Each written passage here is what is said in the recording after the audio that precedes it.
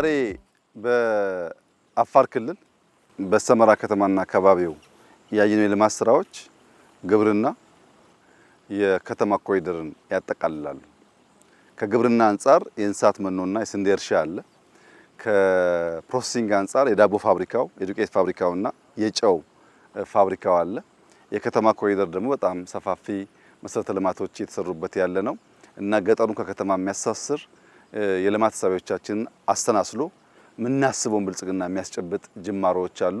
እነዚህ የመኖ እርሻዎች በ500 ሄክታር ገደማ የታረሰው አዲሱ የሳር ዝርያ ነው። አንዴ ከተዘራ በኋላ ለ3 ዓመት በየ45 ቀኑ ሃርቨስት የሚደረግ ነው። እዚህ አካባቢ ላይ አልፎ አልፎ የዝናብ እጥረት ሲያጋጥም በድርቅ ምክንያት ከብቶች እንዳይጎዱ አፋር አካባቢ፣ ሶማሌ አካባቢ፣ ቦረና አካባቢ የጀመርነው አዲስ ልምምድ ነው። እንደ ከዚህ ቀደሙ ድርቅ መጥቶ ከብቶቻችን እንዳያልቁ የሚያግዝ ስራ ነው። አሁን ያየነው 5 ሄክታር ገደማ ነው። ከዚህ በላይ መስፋት ማደግ አለበት።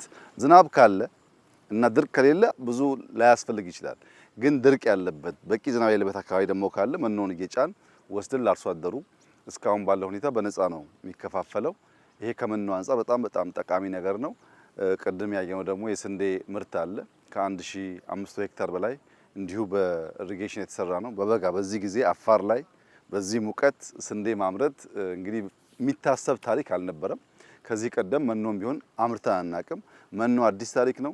ስንዴ አዲስ ታሪክ ነው።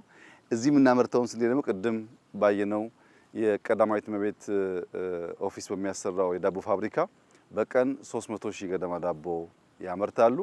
እስከ 450 ኩንታል ገደማ ዱቄት ያመርታሉ።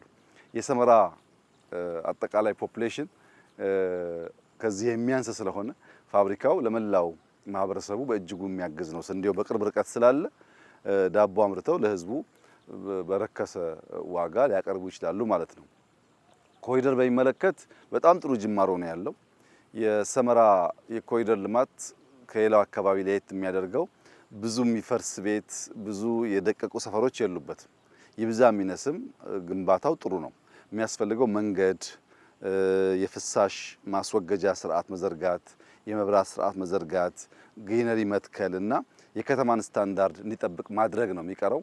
ሰፋፊ መንገድ ስራዎች ተጀምረዋል።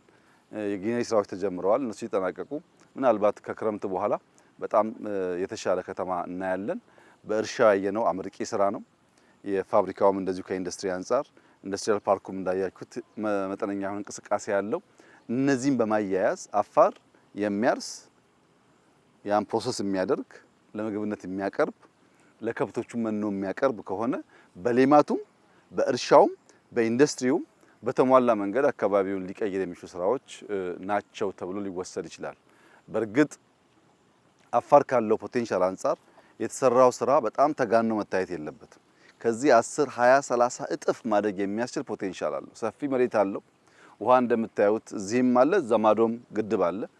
በደንብ መጠቀም ከቻል በእርሻ ረገድ ቢያንስ አፋር ራሱን ለመመገብና ለአካባቢ ሀገራት ኤክስፖርት ለማድረግ የሚያስችል ብቃት አለው።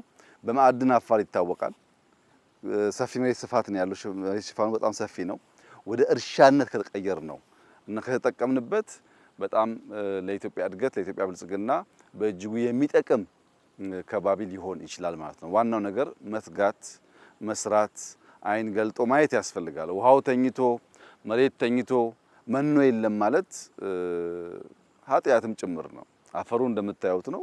ውሃ ካቀረብለት አልፋልፋን ወይም ሮዳስን በማምረት ለከብቶቻችን መኖ ማቅረብ ስለሚቻል የጀመርነው ጅማሮ በጣም ተስፋ ሰጪ ነው። በጣም ጥሩ ስራ ነው። ከዚህ በላይ ግን መትጋት መጣር አለብን። የምናስበውን ብልጽግና የምናስበውን መለወጥ ለማምጣት ጅማሮአችን መልካም ቢሆንም መፍጠን ደግሞ አለብን። መፍጠን አለብን፣ መፍጠር አለብን፣ ማያያዝ አለብን። ያኔ የተሟላ የልማት ገጽታ ያላብሰናል። እስካሁን ባለውና ባየነው ነገር በጣም ደስ ብሎናል። ይሄ ራመዳን ወቅት ነው። በራመዳን በዚህ ሙቀት አፋር ውስጥ እንደዚህ ያለ ስራ ማየት አዲስ የስራ ባህል መፈጠሩን ያሳያል። ህዝባችን እንዲበረታ እንዲሰራ ሰርቶ ብቻ በላቡ ራሱን ማኖር ራሱን ማቆየት ለልጆቹ መልካም ሀገር መተው የሚችለው በልመና አይደለም፣ በስራ ብቻ ነው። መልካም የሆነ ሀገር አለን፣ እንስራ፣ እንተባበር፣ እንለውጥ፣ እንፍጠር። በዚያ መንገድ ልጆቻችን የማይለምኑ በአንጻሩ የሚሄዱ ሆነው ሀገር እንዲረከቡ ስለሚያስችል እንበርታ እንስራላለው። እጅግ በጣም ጥሩ ቆይታ የነበረን። አመሰግናለሁ።